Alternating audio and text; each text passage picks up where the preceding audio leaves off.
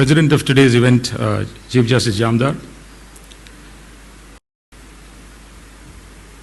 our most honored guest for the day, Chief Justice Gawai, brothers and sisters judges of the court and of the district judiciary, Justice K.M. Joseph, Chief Justice Manikumar, former judges of this court, Learned Advocate General, senior advocates, President of the High Court Advocates Association, Chief Secretary of the Government of Kerala, friends and family of Justice V.R.Krishna Iyer, students, members of the press, ladies and gentlemen.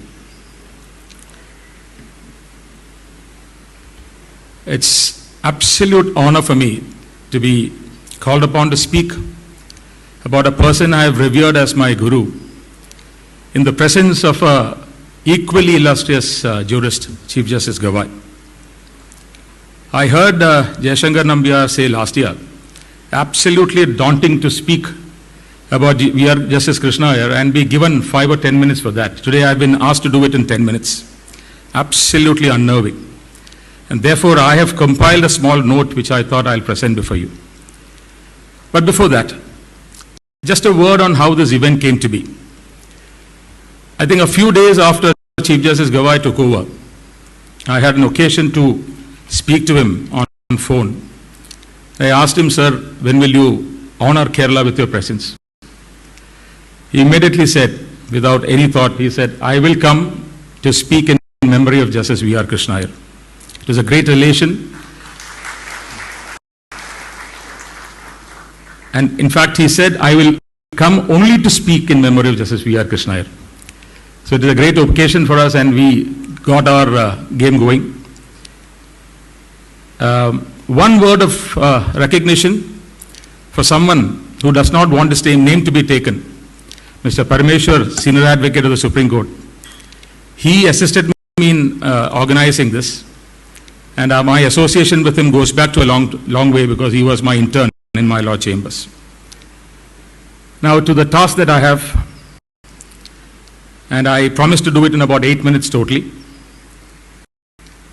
I've described Justice V.R.Krishna Iyer as a man who walked the road less traveled. The life and times of Justice Iyer is in itself a festival that coronates the most fitting of any memory. He was the people's emperor of hearts and often the final refuge for many who had exhausted all remedies. He was thought of as a magical panacea for all ills of the society, and the confidence and the belief in him of those who came seeking his help was absolute.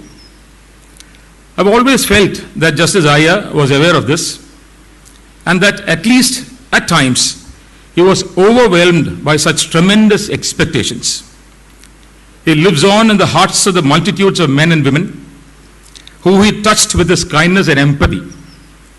He is undoubtedly the tallest jurist who walked this part of the world, and no amount of hyperbole would justify his extraordinary and prodigious contributions to every facet of human life and endeavor. Born in 1914 to an equally illustrious father and a tall lawyer himself, Sri V.V. Rama Iyer, in a small hamlet in Palakkad. Justice Iyer's full name, as Justice V.R.Krishna Iyer just now mentioned, is Vaidyanathapuram Rama Iyer Krishna Iyer. He completed his legal studies from Madras and began his commendable legal practice in the year 1938, joining his father's chambers. Driven by idealism and socialistic dreams, he began to engage himself in farmer struggles.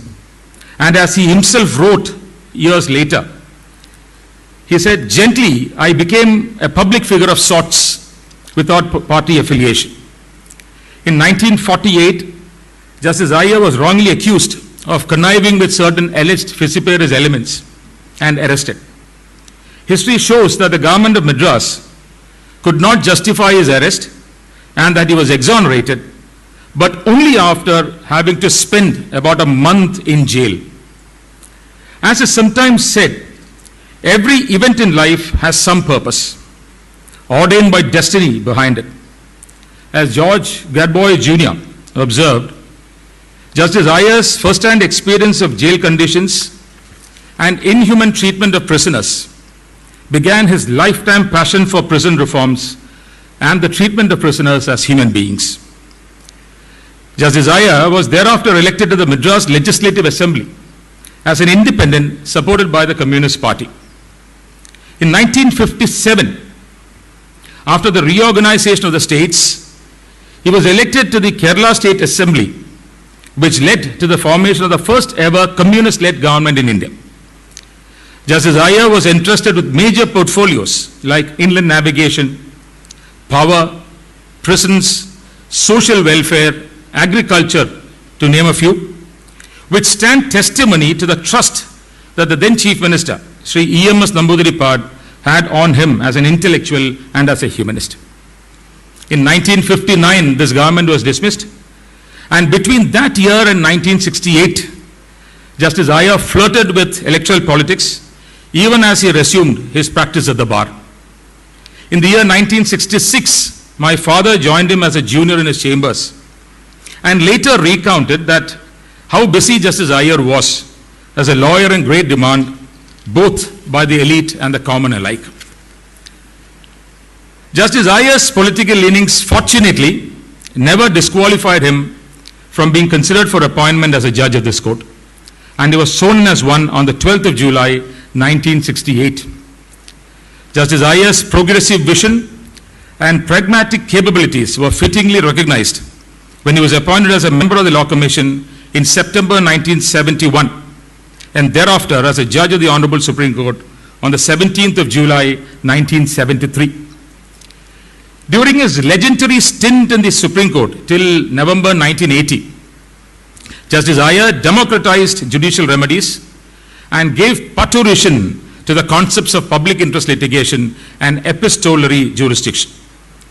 He imparted a literary touch to his judgments, ignoring the traditional pattern, many of them pure poetry in action, as was also mentioned by Justice Balakrishna Iyer a while ago. He exemplified devotion to human rights, using international covenants and weaving them into the Indian jurisprudence by hermeneutic humanism, as he himself would have said.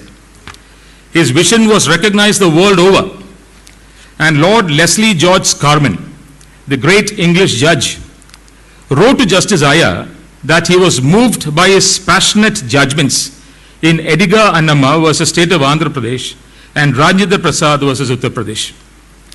In a private conversation, Justice Iyer, many years later, told me that these two judgments, where he set aside death sentences, gave his soul great solace. I had once asked Justice Iyer what his guiding principles in his role as a judge were. In his inimitable style, he said it were four and described them thus. The first lesson, he said, fundamental to life and law is humility without hubris and humanist hearing without high bench attitude, all H. The second, which he said touched his judicial heart, was the compassionate treasury of the preamble to the Constitution, particularly the words in its exordium, we the people of India. The third was to hear either side fairly, since courage and independence obliged him to give even the devil its due. And finally, Justice Iyer told me that his life has taught him that perfect justice is a mirage, and that in pursuit of this illusion, we ought not to jeopardize that justice which is within our grasp. Justice Iyer's zeal and devotion to human rights, his rectitude and uprightness in issues relating to the most marginalized, his devoutness to the constitutional imperatives and values, which he described variously as immutable, sacrosanct, sublime, see his judgment, these are the words he has used, have made him an Empyrean phenomenon in the legal and societal firmament, never seen earlier and may never be after him. To concise Justice Iyer's life and achievements to these 5 pages, believe me, has been extraordinarily difficult for me. I had to prune down so much that I'm not sure if I've really done justice but I am given only 10 minutes. I believe that I am within that 10 minutes, so I'll just take one more minute to tell you a coincidence which perhaps is of absolute relevance to this occasion. Justice Iyer retired on the 14th of November 1980, and 23 years later, a young, dashing, handsome man in Bombay was elevated on the same day to the bench, our very own Justice V.R.Krishna.